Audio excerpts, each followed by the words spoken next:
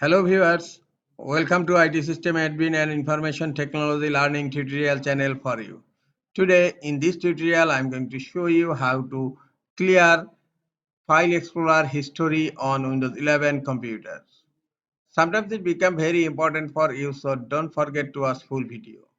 To clear File Explorer history on Windows 11 computer, open File Explorer. Here in File Explorer, you will find recently used files and folders here.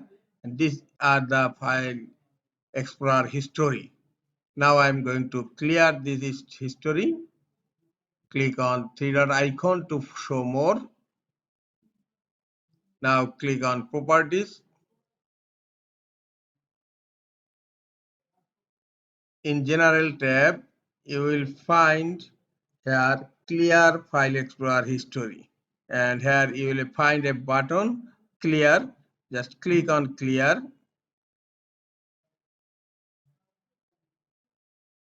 Now look, the recent history is cleared. Now click on OK. This is the easiest way to clear File Explorer history on Windows 11 computers. This is all for today. Hope this tutorial is helpful for you. Keep watching for next tutorial. Thank you very much.